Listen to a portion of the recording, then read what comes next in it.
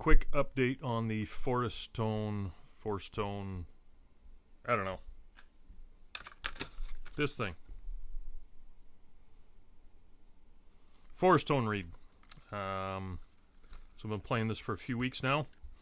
And like I said in the last video, I have the medium, which was supposed to be between a 2.5 on the Van Dorn scale, but not. It's not that. It's definitely a 3, maybe even a 3.5. So I did some adjustments on it. Piece of 220 grit sandpaper, just because it's what I had. I just put it on a flat surface on my table here, and took it down a little bit last week. What I noticed when I flipped it over, so this is just on the back side, on the table side. I went from the tip. I tried to keep the pressure even, like 3 fingers, thumb and a couple fingers on the reed, and just even pressure toward the tip side. And when I flipped it over, I noticed there was definitely some low spots. There was a couple of dips in the reed table, so it's not flat. The one I had anyway, even though it's like mold injected and all this other stuff, and they say they're absolutely flat. They're not.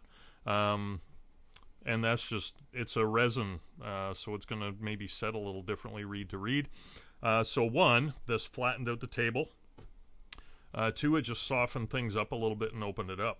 I followed that up. I got this 320 grit sanding sponge, super fine. I would like to get either some 400 or 600 grit, like super fine sandpaper, just to polish up the backside again, but this is working pretty well. So I did that a little bit last week, and it opened up the reed a little more. But I still felt it was fairly resistant for me. Getting the lower notes was more difficult, so what I just played in the intro there is I did just a bit more on this week. But I also, or just today, just before playing here, I also just kind of took the tip, put my finger flat with the tip of the reed on it, and just pulled it back a few times just to focus some of the sanding on that tip section of the reed. Again, all from the back side, not from this side. So just underneath this section with the 220, took off a little more, and then again followed it up by getting all the scratches out with this, and now it's playing really nice. Still a little bit resistant, but that's not a bad thing. I don't want to just have it fly, be able to fly everywhere, but I can play low B flat very easily and up to the high range, and I can play it quietly. So that's kind of what I look for. So Dr. Wally Weiser's exercise 0, B flat, just going up the B flat scale, B flat major scale, low B flat to C, back to low B flat, hold it, then low B flat to D, back to low B flat. So you're going from the root note of the scale up a scale tone each time, coming back to low B flat and holding that low B flat and slurring down to that low B flat. And so that's kind of a test. It's a great tone exercise for one, but it is also a very good test of how well your kind of reed setup is, and if the strength is right. But it is more an embouchure thing. But I find that if I go to the 3 and the 3.5 range of reed, just on a normal reed, I have more trouble with that. If I go to a 2.5 reed, it is much easier, much more flowing. I don't have to work as hard to get that low B flat. So here's that exercise 0. I just need to turn the volume down on my microphone.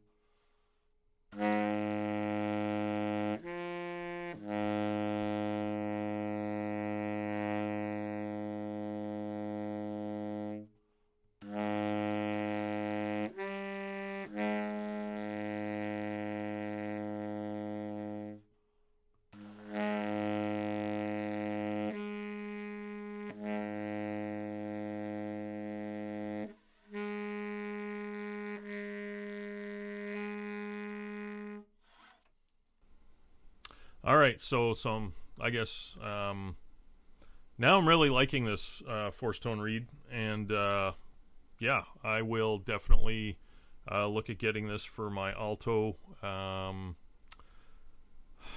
As far as reed strength on that, it kind of depends on what mouthpiece I use, because I have a Selmer C Star S80 C Star that I've had since 1989. Great mouthpiece, but it's definitely more closed, narrow tip openings, so that a medium reed would probably be great for that. The other mouthpiece I use is an Autolink Supertone Master 7 Star. So that would I'd probably blow my brains out with the back pressure on that with the medium reed. So I'd definitely go with a medium soft, if not a soft, on that one. I find that a 2 reed is pretty much the one that I need on that horn, or on that mouthpiece anyway. But it's definitely different on the alto. I just have to think totally different when it comes to reed choice on alto. There's just no one-to-one between tenor and alto. It's like, oh, I play a 2.5 on the tenor, I should just play a 2.5 on the alto. No, totally different beast, totally different everything. Anyway, and then